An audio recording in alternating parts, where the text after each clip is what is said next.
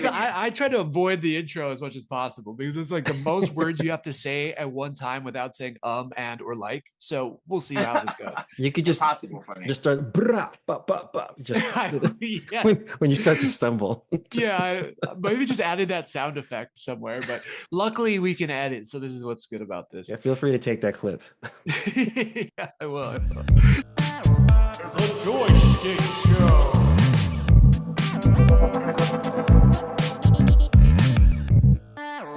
The JoySchtick Aloha Show. And welcome to the JoySchtick Show, a podcast where three friends from high school in Hawaii get together to chat about the latest things we've watched, read, and played that are bringing us joy.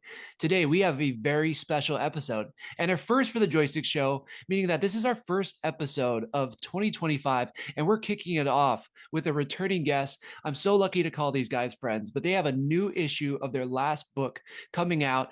We have Art Ebuen and Dave Law from California Inc. Guys, how are you doing? Good. Thanks for having us. Yeah, right on.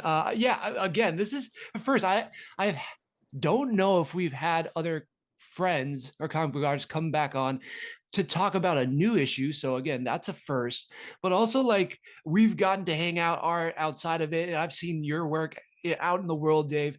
And it's like, it's just great to have you guys back on. I'm so stoked that we're doing this. Would you mind telling us a little bit about what we got going on with California Inc. now? So we have the fourth issue coming out, the fourth and final issue of this mini-series that we have. The quick logline is, in the near future, California becomes a corporate country with factions fighting to shape the new nation. And in this fourth and final issue, we'll see which alliances prevail and what the future holds for the new corporate country. So is it a dystopian dream with a rude awakening, or does it pave an unprecedented path for other countries?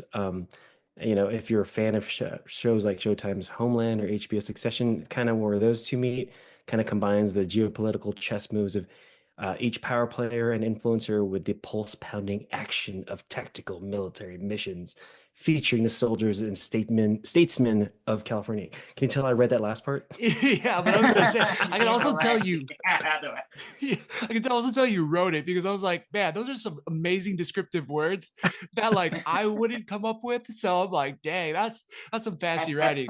I'll give our editor Justin Giampaoli some props for sweetening some of those lines, because that's why you got an editor. I'll pump out the idea and he'll be like, let's make this make sense over here. Yeah, I love it. Well, you guys are a crack team, seriously. And just from the art of everything to just the way that this story kind of culminates, we're going to try not to spoil too much, but before we get too far, I want to kick it off because you guys have had a wide experience with animating and, again, with art. So I want to start with this kind of, I guess you could say, fun question. If you could take any animated character from The Simpsons, Family Guy, or Futurama and throw them into the world of California Inc., who would you choose?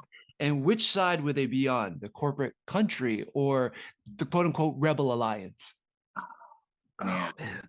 Mr. Burns jumps in my head immediately. But my gosh. Okay. Yes. Good call. Yeah. Which is funny. I feel like last time you also brought up Mr. Burns. So I'm curious to see how you work him into this scenario. I don't know. I think that he would have his finger in there somewhere. He wouldn't necessarily be on the side of California. Maybe he is in California. He's on the board. He has to be on the board. Yeah, right? He's really on the board. Yeah. Oh my gosh. Just the one board seat that we didn't get to see. Like, normally in the panels, you see like the three guys, but he's like off as the fourth guy or only comes in for special meetings. That would be incredible. Nice. Oh man, that's great. I don't know, just because I like when Groundskeeper really rips his shirt open. He goes from one shape to another. It just makes no sense. It's because you see the model sheet from one size and then shirts off and it becomes like a V. It makes no sense. And he would definitely be part of the Reclaim group. The underground, it would make sense. He's like, if you've ever seen The Gentleman, the TV series based off the movie, he would be I forget his name, the guy who the groundskeeper. Oh, wait. Yeah. Was it played by Charlie Hunnam? I think, in the movie or I show. Yeah, that might have been a movie, but I know what you're talking about. Where he's like, yeah. he seems like an everyday man, but then he knows way Yes. more than's going on. Yes. Yeah, that would be incredible. That's It would also be fun to reimagine a scene later on in the book where he busts in with everybody. yeah, Yeah, yeah. yeah. He's protecting for sure. Exactly. Or, when Big Sis and Little Bro are kind of getting punked on, maybe he lives around the corner and comes in to defend them or something like that. I don't know. I just feel like he would definitely be on that side. That'd be a fun situation. Maybe he's an Interesting. underappreciated janitor at the, for Yeah. California. There you go. Yeah, They say yeah. at the end, they're like, "Hey, could you clean that up, Willie?" Yeah. I mean, issue 3, I believe we get to see no, maybe I don't want to say that. Never mind. Maybe that's not from issue 3. But either way, I can imagine him in a bunch of fun scenarios. I love that. I think it would be, how do you think you would interact with the other characters? Like either one of those two people, Mr. Burns or the janitor? Repeat the question one more time. How do you think he would interact with some of the characters, like the established characters in the universe? Like whether it was the janitor or Mr. Burns, like how would they I mean, interact I think with we him? could literally swap out one of the main board members with Mr. Burns, and it would be no different. Right. I mean, Yeah, Yeah, I could see that. yeah, I could totally see like groundskeeper, especially in the beginning of or the middle of the second episode, being the one who runs down the elevator saying, "Hey, we've been infiltrated," kind of, Yeah. and it blows up behind him. Oh yeah. That would be amazing. That would be I can imagine that too. I love that. I love how that issue ends too, because it's such like a crazy cliffhanger, and it seems so secure in a weird way. The kids didn't know about it, and then yeah, it's like, holy crap, this vault is getting invaded. I don't know if that's too much of a spoiler either, but I No, did no. love that. Yeah. So we're gonna go back because I think we kind of touched on a few interesting things here. What do you guys take, and what are some of the principles of storytelling that you found that translate, and even for you, Dave, from some of the animated shows you watch, that have translated the easiest from animation to comics? And I thought of this, Art, because you had experience working on The Simpsons. What do you think is, the easiest translation or points of translation? I mean, it's I'm storyboarding in my head, you know what I mean, to a certain degree, but there's also that magic that Dave does that he has way more experience than me on is with me it's continuous, it's continuous storytelling. But he understands the page layout plus the page turn, which is a whole nother art in itself that I have no experience in.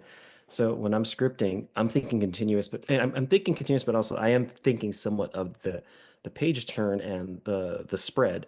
But then, Dave will be like, "Hey, what if we did this instead?" And it's like, "Aha, that's why you're the illustrator." Yeah. And to your credit, Dave, like the way you set up the panels too is really unique. I think there's a lot of like really cool stuff. There's a part where there's like I think it's in issue 1 where it's almost like a split scene moment where it's kind of jumping between both sides. I love that panel. I think it's such a unique way to show that. Was it written that Right? way? Yeah. No, because when he gave it back to me, I was like, "That's how you solved it?" Because I was writing it, and I was like, "I wonder how this is gonna be solved." And didn't I text you like immediately, like, "Dave, what was that?" Because that's brilliant. Sorry, I'll let you.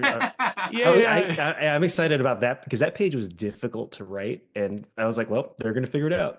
Yeah. Dave and Sometimes Frank will I figure find it it out. hard to believe because he sets up the script, and particularly that page too. Like he writes it, and you've got these kind of balancing points of these two. I think in that particular scene you're talking about, you've got the California talking to someone, as well as old US kind of talking. They're both kind of on the phone or talking via some sort of communication to someone else, and there's this scene kind of playing out with both parties having someone kind of there Yeah, and it observing reminds it. me, yeah, sorry, not to butt it, like, you kind of reminds me of the X-Men First Class when all the nukes are going to go off and you see the different Oh, corporate sides talking to the generals of the ships. that was like, get ready, get the nukes ready. And, and like you see it from both sides who are about to come in this battle. And, it's happening simultaneously, but you're able to see like this tension is building and anything can happen at this moment. Right. And and I think you just nailed that.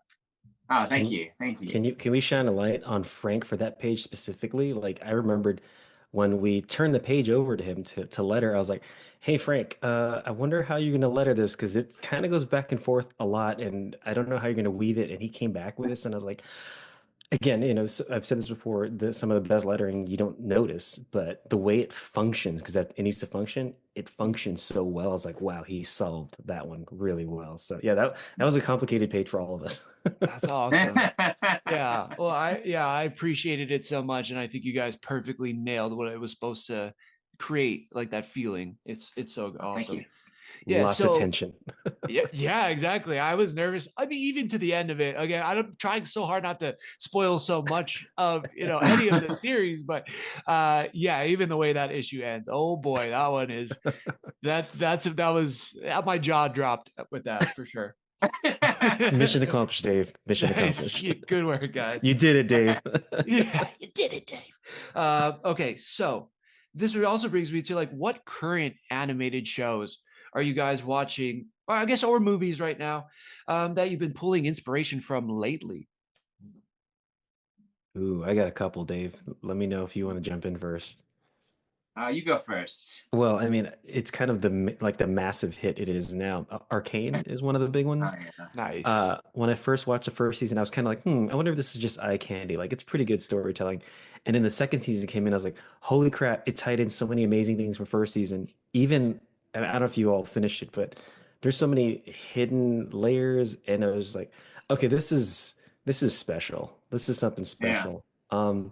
Another one that I really loved, it's kind of older. I'm gonna say older, but that really stuck with me is Kipo, Kipo. Oh, I don't know what that is. On Netflix. Dave, you'd love it. Watch it with Elio and your wife. It's an amazing family show. It's also like got some funny family humor. I mean, adult humor, but it's driven by music, dude. And it's very wild. Like I think it could be as wild as Space Auditorium. Dude, it's so the music is you would flip over. We listen to the soundtrack a lot. It's dope. It's nice. Really cool. All right. Yeah. Is it like Kipo? Yeah, Kipo. Okay, heck yeah, I'm gonna check that out.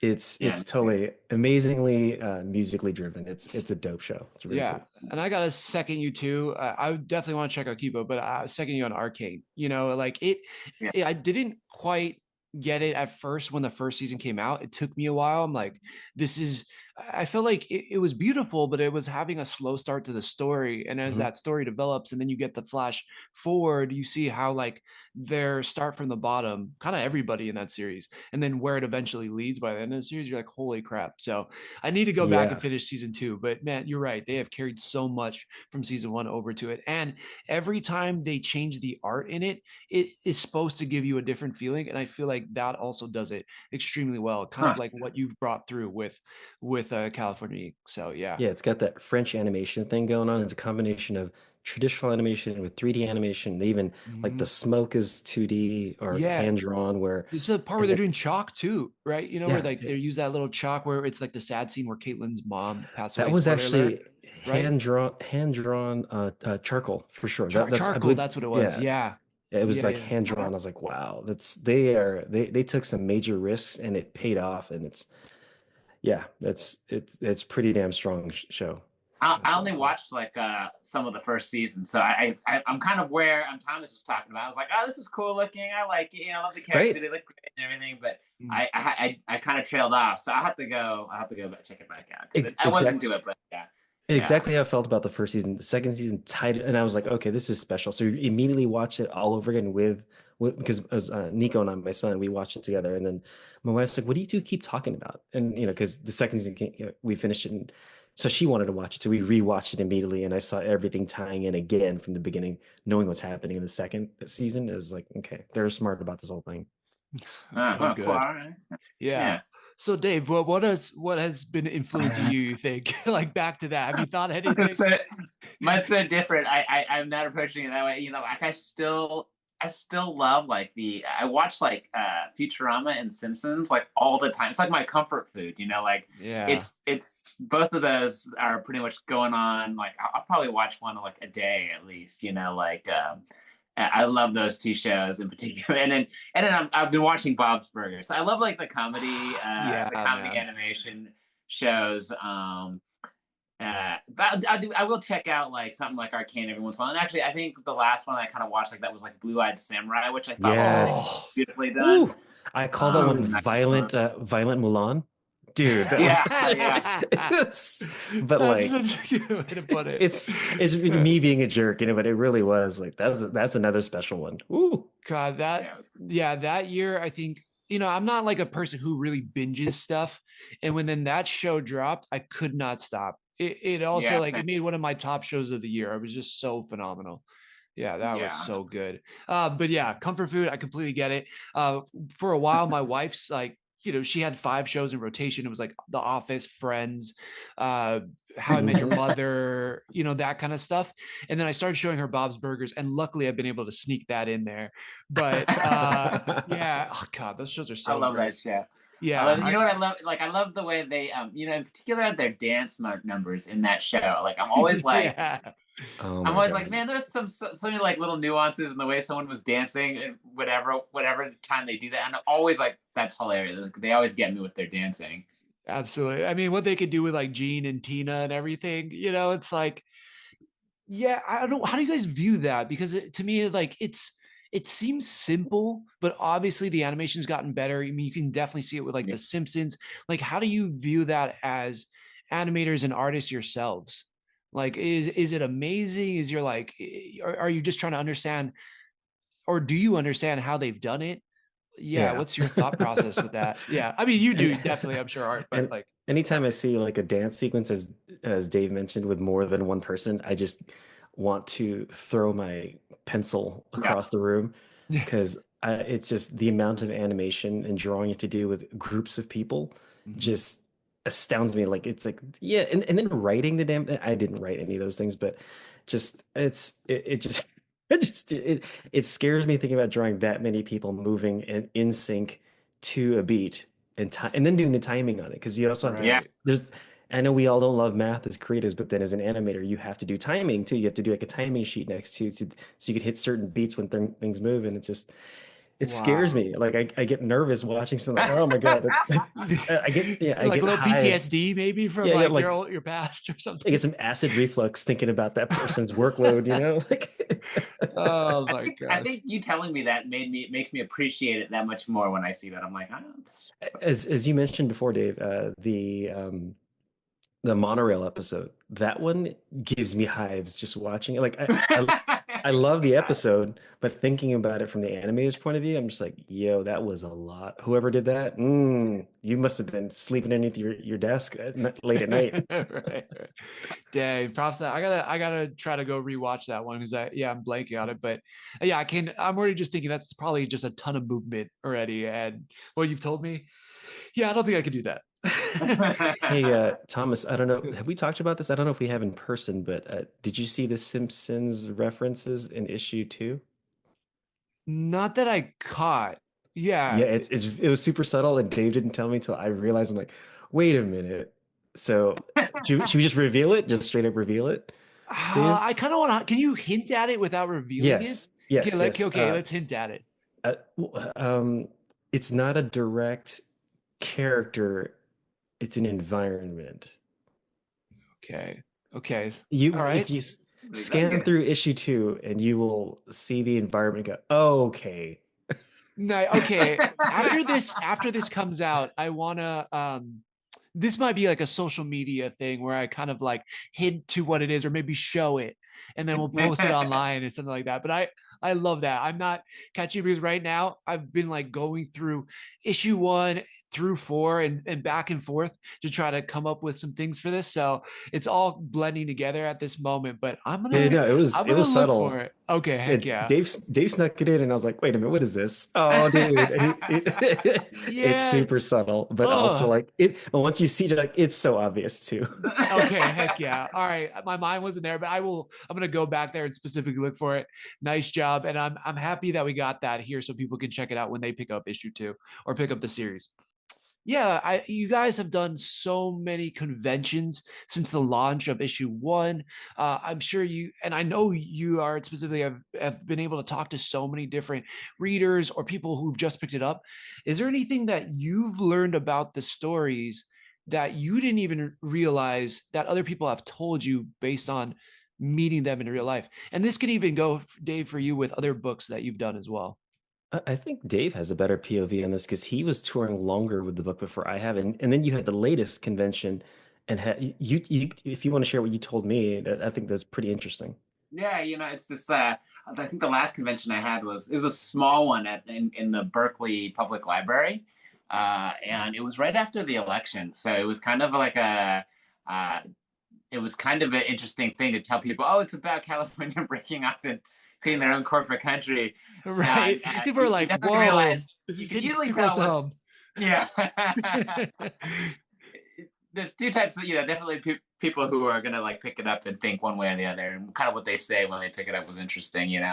But it was Berkeley, so it was mostly people who are like, oh, that'd be great. I mean, For sure. because early on before the election, it was a lot of, oh, that's funny, that I could see that Yeah. happening. Oh, it was a lot of, they could see like the the funniness of it all, like how, oh, sure, that sounds about right. And I think you mentioned after the election, everybody's a little more somber about like, yeah, it feels like that should happen. There Just was Mhm. there was some people who were like, it's too Yeah. soon for me. Like literally, I tell them straight, like, I can't think about that right now. Like it's just, Wow. and I can kind of agree with that.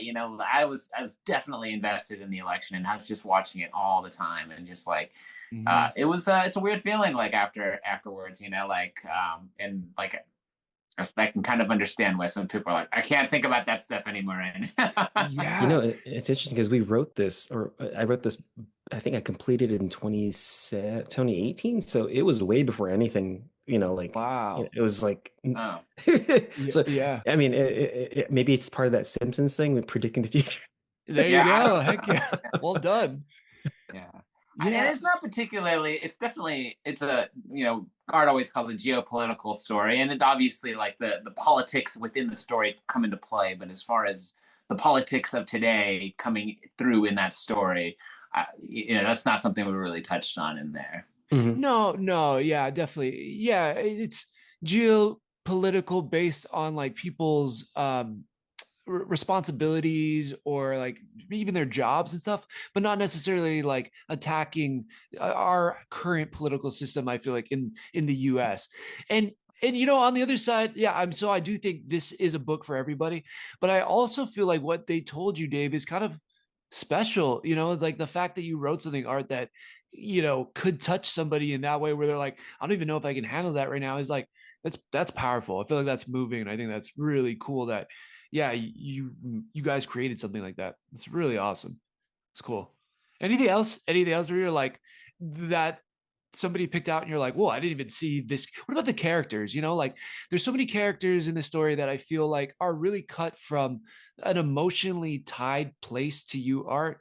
I mean, there's some deep characters there. There's some fun. There's definitely jokes. There's definitely some things that got me laughing out loud. But I'm like, is there anything that resonates with you guys from the characters in these stories? I mean, all of them have some kind of experience that I've experienced that helps me drive the characters. So Mm, I've been stabbed in the back, in an office environment with somebody who I thought had my back, and that killed me. dang. Like almost killed my career without me getting too specific. So that's, hence the first part, and then I've lost my mom, early on in my life. So that's kind of a driver for Big Sis and LB. There's a lot of personal connections that help me push the story along, so I know it's driving them.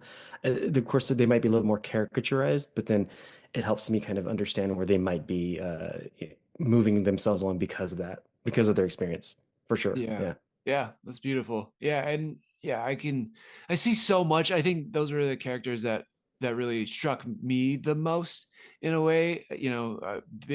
Big sis and little bro, like they're kind of two halves to the same coin, at least in my head. Hmm. They're like how you could take a terrible situation and then go forward while still being, I think the sibling aspect almost makes them feel like they're the same person in a way, but like the way they are able to express their anger and disappointment and with the way the world is going is different, right? So anyways, I just love it. I think that was great. Yeah, Dave, what about you? Does any of that kind of, what comes to your mind? Um, yeah, like I obviously I didn't write the story, so I like characters at least in their their development was definitely all arts uh imagination.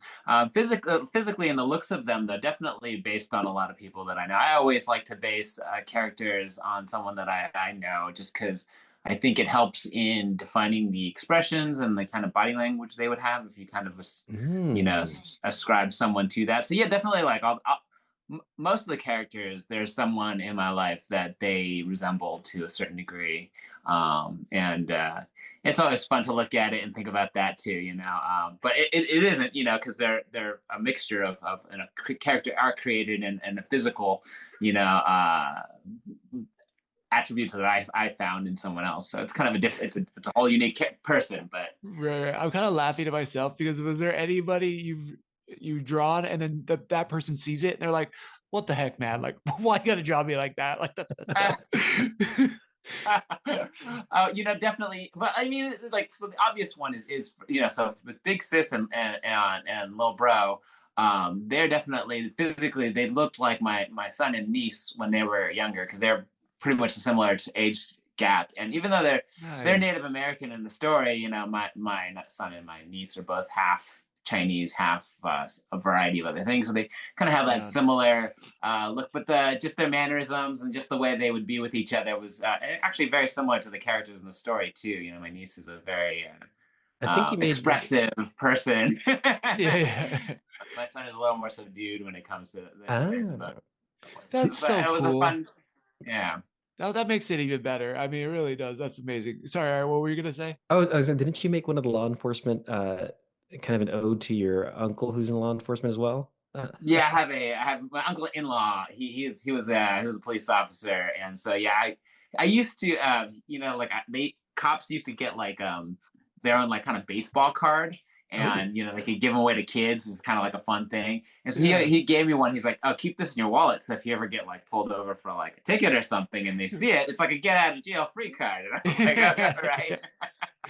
No, do you But I have always you ever had, had to use it? Have you ever had to use that card? I Dave got I mid got pulled stab over and once murder for holds not up the card. not stopping long enough at a stop sign. Like I stopped at it, but they're like, I didn't stop long enough. And I remember the cop. It's in the same town that my uncle-in-law used to work in, and he asks for my license and everything. And I'm thinking, I'm like, how do I work this in so Do it I doesn't sound bust the like I'm card like, out? get me Yeah. out of car. Yeah, like how do I? But it's like, whoops. Oh, where did that Right, come right. from? Yeah, yeah. I just couldn't do it. I felt stupid about being like, oh, do you know my uncle-in-law? Right, Like, right. Here's his please don't give me a card. ticket. Yeah. Uh, Oops, that's not my third, ID. yeah, Is yeah. that the move kind of like at the hotel when I mean, I haven't done this forever. You pass your credit card because, they ask for your credit card ID and you slip like a 10 underneath as well. So you include your uncle's card underneath and he's like, "What's this?" Oh, and he gives you the nod. He's like, Yeah, "Go you go on, Yeah, know. kid." and according to my uncle, it would have been as simple as that. But like after the fact, like he tells me this. And at the time, I'm like, I'm going to look like an idiot. I'm going to Right, be right. like, oh yeah, This is why you never showing gonna work. Right? Like He's like, looking here's he's at your like, yourself. ticket. he's like, "Oh, you work. Yeah. Bob's your uncle? I hate Bob. You know what? Yeah, I'm get in the back of my car. I'm gonna yeah. handcuff you right now. You're in trouble." Are you trying to bribe a police officer? Yeah, yeah. Step out. Can you step out of the vehicle, please? You're like, God dang it! Like this is what I knew was gonna happen. No, I totally. got Bob's nephew here. We Yeah. gotta write up Bob here too. But even though he's retired, let's make sure there's a little blemish on his record. Right. Yeah. Post job and everything. That'd be great. Yeah, that's rad. And that's funny. That makes that scene so much better in a lot of ways too, because he's like, oh, you're trying to parent me. I don't know if you had that feeling for your uncle, but it's going to make me read into it that way the next time I pick up the issue and read it again. That's amazing. That's right. You're gonna dad me now. That's Yeah, right. you're going to dad me. Yeah. Sorry. That's what it is. Yeah. So Dave, I think this kind of leads on a good track. We kind of talked about like your experience, like creating these characters and stuff, but from a color standpoint, from a color palette, it's very unique to me. There's like these different shades of teal and like some grays, but also like these browns and tans. How did you come up with this palette, and how do they reflect like the mood or themes of the story? Oh, that's good. That's a good question. I used Yeah. to, when I first started drawing comics, I really didn't want to deal with color at all. Like just Mm. the line work felt complicated enough to me that I was like, I want to do black and white comics. And, you only have to make a couple black and white comics to realize that they're like, for your first book, at least, it's a little bit, people want to see some pizzazz, some color, so it was, Yeah. I was like, oh, I gotta put color in this stuff. So, and it was one of the first times where I kind of employed this kind of mentality that I think I've ascribed to a lot of the art that I do, and that it's the things that you're kind of afraid of are obviously the things that you need to work on, and to like just embrace that and dive into it. And so I kind of made that realization with color. I didn't want to work in it, not because I was like, oh, I don't like it. I definitely can appreciate when someone understands color and the usage of it. So like now you should probably figure that out. So I definitely decided to take this hard left into like just really embracing color and seeing how I could use it to help tell these stories. And so I think about it a lot with the moods and the kind of like cold or warm or how that's going to affect the scene. But yeah, my uncle, who's also a great artist, he does mostly like a public art in Portland and in that Nice. area.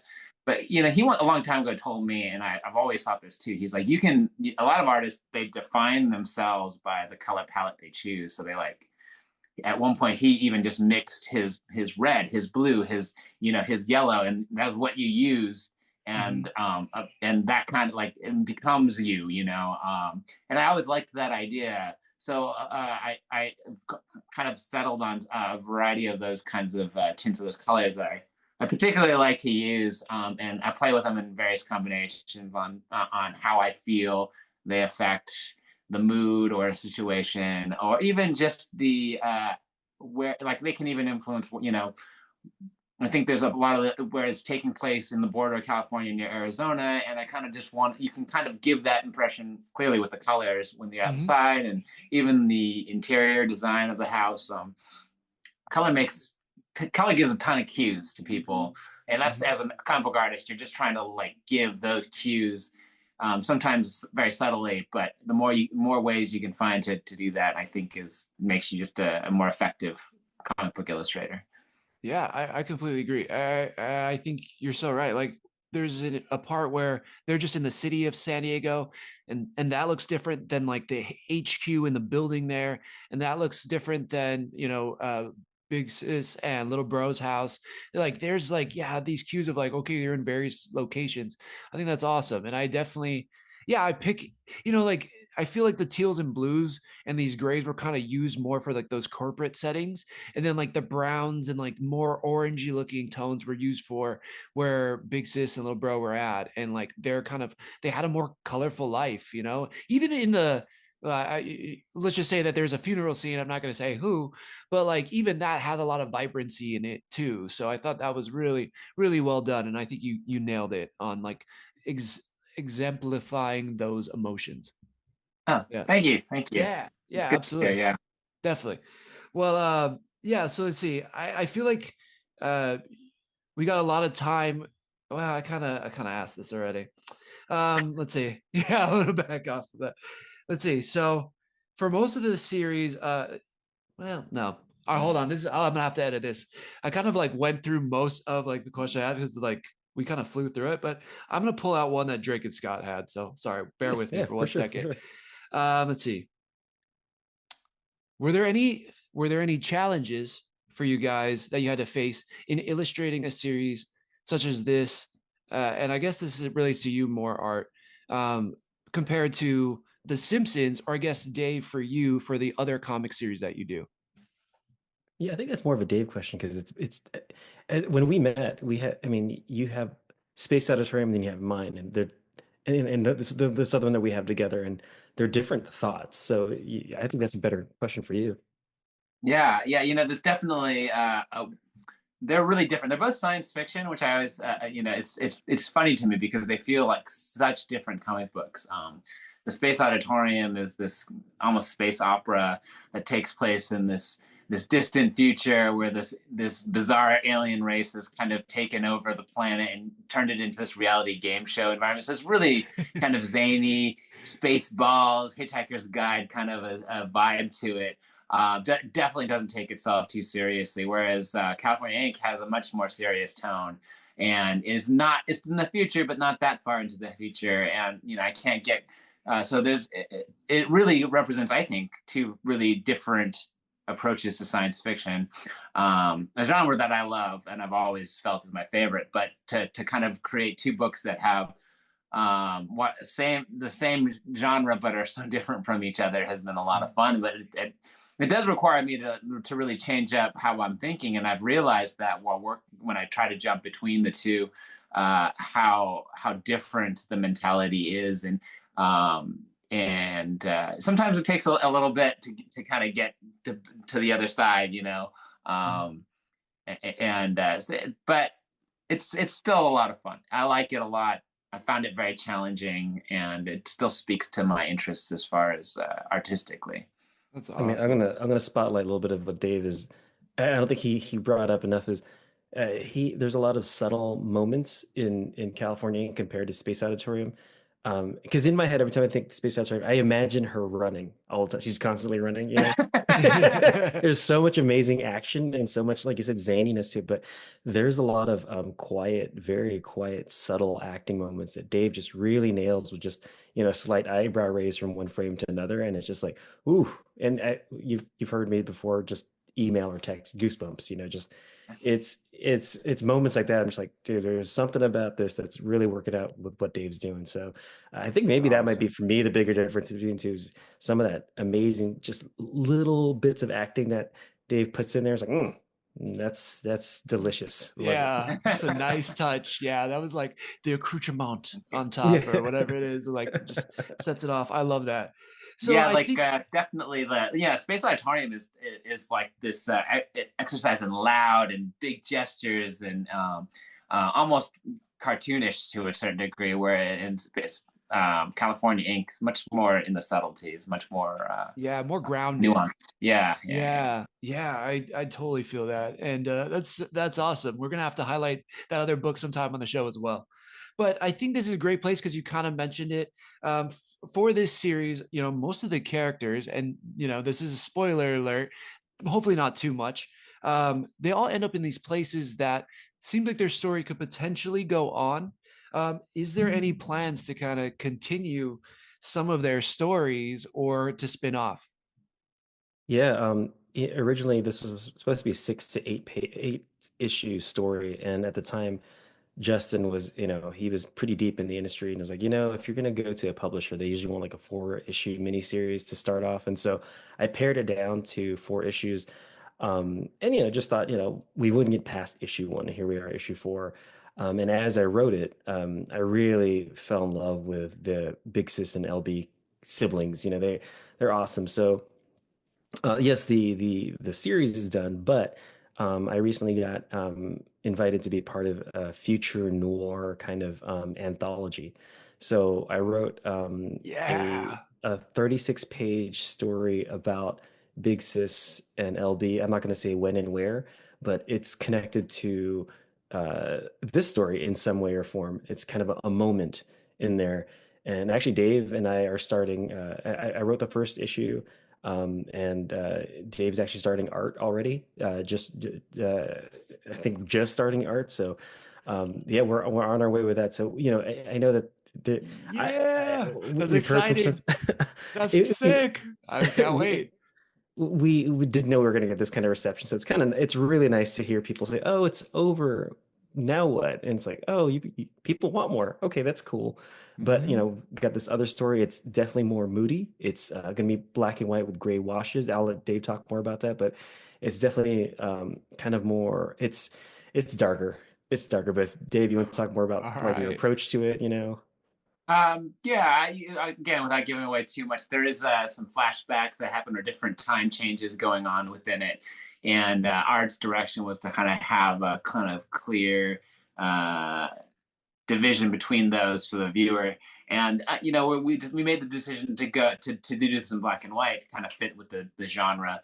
And and with that, like I said early on in my career, I really did just want to work in black and white. So it's kind of Right. a fun exercise to kind of go back to all my bag of tricks that I used to do when I would try to do something in black and white, and play around with some of those. And so I've got a couple different ways I'm looking to experiment with it, and I think I told Art, which he's kind of excited about. One of the ones I'm thinking about doing is working with just like ballpoint pen. It was Can't wait. I it can't was wait. Okay. I remember playing around with a lot in college, and then I still do now whenever one is in my hand. A ballpoint pen has this kind of a much more. It's such an underrated art tool. So many people think of it as just a cheap, pen to write something with, but it really has quite a bit of diversity within it, and you can create some fun stuff with it. My problem is whether or not it will create enough balance with just ballpoint pens. I'll probably pair it with something else to kind of give,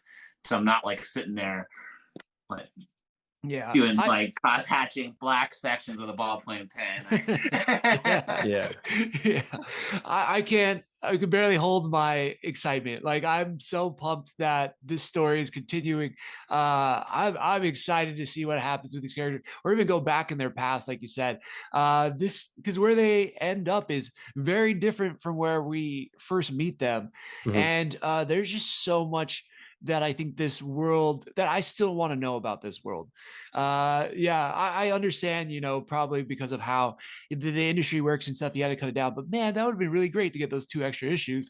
I would Yeah, have yeah. really dug that. But I'm sure those stories are still in your head or at least saved on a computer somewhere. So this is No, sick. I'm pumped. there's a couple other stories I'd like to tell if the interest is there. There's something brewing with with uh what's her Is it face? Marcus, Miss No, no, Flores? no, Uh, a tip of my sorry. tongue. The PR lady, Pearson. Oh yeah, She yeah, yeah, because yeah. what happened to her? So we need to. It's Yes. where did she go and what's she doing? What's motivating her? So there's that side of things Oh, I I'm would like to so explore. thankful you brought that up because I was wondering about that. I didn't know if that was like an off the pod question, I didn't want to say something done, but yes, because she's a strong character look, she's a strong character personality. And then for that character to seemingly like us not to know, but maybe somebody, supersedes her, it's like, what happened to her? Well, so Yeah. that was kind of a play on part of why I wrote this story. Is if you've ever worked in corporate America, there are moments when you get when someone leaves a high holding position.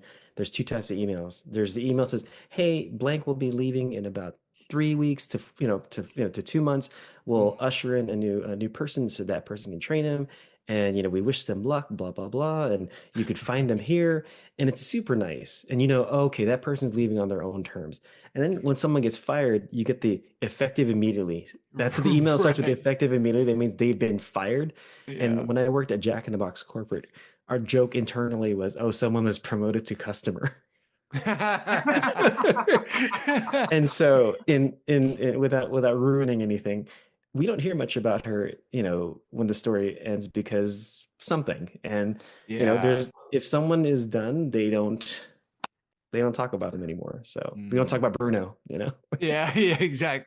I think that's a pretty big hint, and I would love to explore that story. Well, yeah, guys. Oh, this is my last question, actually. What are you guys currently reading? Like, what's on your pull list at your comic book shop? Is there any other comic books that you're not a part of that you're just enjoying lately? I'm reading currently uh, Stephanie Williams's Nubia, which is on DC. And Mhm. then I'm also reading, I just finished reading The Forge. That's Greg Rucka, as anybody knows who knows me. I'm a big Greg Rucka fan. And what's the other one that I have on my pull that I have in front of me? Um, those are the two that I have. What was, oh, just because I want to reread the Fraction run and Aja Yeah. of Hawkeye, only because Mhm. I just want to reread it. Is just so it, man, their version of that character is just a New Yorker. It's just I got to reread it again. So that Yeah. I got that on the list. I love it. And the art in that one is very unique too. Hmm. It's very cool. Graphic Absolutely. design is just clean design, just like ugh, Mhm. Yeah. yeah, good stuff. I love it. I mean, they used so much of that and pulled it into the show, right? I mean, Yeah, that was they great. did. They did. Definitely. They did. Yeah. What about you, Dave? Oh, I've been a couple things. I actually just was going through this book, and this one's called oh man, it's the way he wrote it. I forget. It's like Funk of 40,000 Years, and it was Okay. written by my friend Eugene Randolph Young, and he's a local artist over here. And so basically, this was like, I think, have you heard of Inktober? Hmm. Yes. Yeah. Hmm. Yeah. Yeah. So he did one Inktober where he every day drew a different image based on a different funk song. And Mm. me and him are both huge fans of funk. And so these are all like, so he did just like an image, and then he did like well, he listened to the funk song, and then he would come up with an image with them. And Oh, some of them was wow. just Sick. wow. His art style is so cool. That's And so I've just been beautiful. kind of like slowly going through it, looking at the artwork, appreciating like the music that he chose for each one. You can kind of guess because he only numbers them, and then at Mhm. the end he'll tell you what the name of the song was. Ah, Um, cool. There's a key to it. Nice. Oh, that's yeah, sweet. yeah. So because they're hard to figure out. Like I'll tell you that I I haven't I haven't gotten any of them Is right. I there got one right. I got one right. Okay. Okay. But they're is, hard. uh He's chili he's what? is there a Chili Peppers Freaky Styly song in there? Because that would make sense to me. I That don't know album if is Chili Peppers are funky. in there. I don't Yeah, think no. Chili Peppers are in here. Yeah, I don't think they really Uh, count, but I do. I count Yeah. that. Yeah. Yeah. At least that specific album, Freaky Styly. Oh, that's a Yeah. good album. That's a good album. yeah. Well, Yeah. you got the And bass then behind the you. other one I just got is I just got Lazarus because this Oh guy my God. Art is always talking about what an amazing comic it is, and I haven't actually read it. So You'll that's see the influence it had in making this book. That's literally the book that made me go, I'm gonna write me something. Uh, exactly. Well, all right, I got Okay. one. yeah, I was reading it and I was like, I need to make me something to be awesome like this. Like it Yeah. was that book is yeah. You're right. That's massive influence on me for sure. That's so Another Greg awesome. Rucka book. Yeah. Dang you. Well, you gave me so many good recommendations. Like I have like homework now after this for all like the books I gotta pick up and like shows I gotta watch and everything. So heck yeah. Well, I just appreciate it, guys. Thanks so much for coming on today, talking about California Ink. I can't wait for this to be released to the world and people can get it in their hands and just kind of read how this story wraps up. I'm also so hyped that it's going to continue in some way, shape, or form. Thank you. Yeah, I appreciate you guys. Always love having you on. Yeah, if you want to say any closing thoughts, also some information when issue 4 will be released or the Kickstarter. And yeah, I'll give you one last little thing to say, like last time, and we'll go from there. But we can start with you, Dave. Yeah, any final words? Oh yeah. Definitely. Make sure you sign up for the Kickstarter notifications for California Ink #4. As Art will probably tell you too. You can get all 4 issues. It definitely helps us create more of this kind of material for you, and we're really excited about it. This last issue, I think, Art gave me his permission to take a little extra time to make sure it really just was like what we wanted it to be. So I took that and I definitely I spent more time on it, but even within that time, I was working on it a lot, and I was really just trying to make every page just something that the viewer will look at and appreciate and enjoy. So I think I really like. I think I put in twice the time for each page in this last issue than I did with the other one. So I Wow. really wanted to just end it on on a high note. Really thought about each panel. So yeah, it shows, man. You did a fantastic job. It looks awesome, like incredible. Oh, thank you. Yeah, it really does show. You could feel it in every page for sure.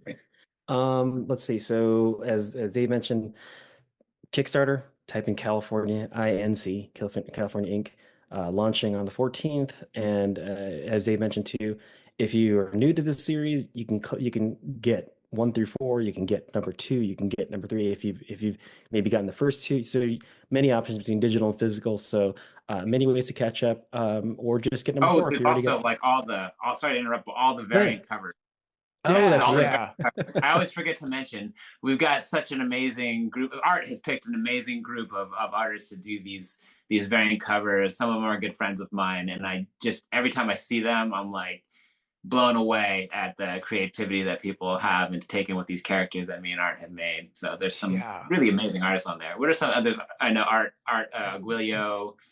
Yeah, there's Don Aguilo and Art. and Thad Robeck both work with this one guy named he's up and coming named Todd McFarlane. Yeah, so they do a lot of work for him for this other small title called Spawn. Oh yeah, man. Yeah, I don't know if anybody. I think I've heard of that. Yeah, it's only on issue 300 something. So, but they are something Salmon do every season. Yes. So those two are thanks to Dave for introducing me. They're good buddies now, and awesome. They did a somewhat connecting cover. So it's between them two. It's something of a conversation between two people, and you see it from the other side of the other one. So they kind of connect, but they don't. And then good buddy of mine, Vince Alvendia, he did a cover for us with an ode to the Heat movie poster. Then of course Dave and I did variants because I'm free. It cost me nothing to make a cover. Right. And then Dave, he did a thing where the main cover that we have now is amazing. Like it's a screen protector. Screen background for my phone. And then he did like another version of it. So it's just like it's like a collector's thing. So it's like if you get one, you gotta get the other. At least I do. So yeah, and I get to have it. That's awesome. Yeah, there's like a few covers that live rent free in my head, as the kids say. It's like Big Sis and Little Bro kind of on the porch. You know, with was it palindrome? Is that where those like are around? And then the other one is Little Sis sitting on the ground with the American flag. It's like black and white with that one. Man, that just that lives rent free in my head. I love that. So absolutely everybody pick up the variant covers. They're amazing. You guys have done a fantastic job. So yes, coming out January 14th, you can enter on the Kickstarter. Links will be in the show notes. And before we leave, I just ask you guys if you would also join in and say thanks for sticking with us. Yep. I don't know if you forgot about that, but thanks for sticking with us. Thanks for sticking it with us, like kicking it with us. Yeah, I got you. And whenever you guys are ready. Are you gonna count to 3? I gotta. You can. All right, let's do it. 3, 2, 1. Thanks for sticking with us. Yeah. Right, guys. Hello, everybody. The JoySchtick Show.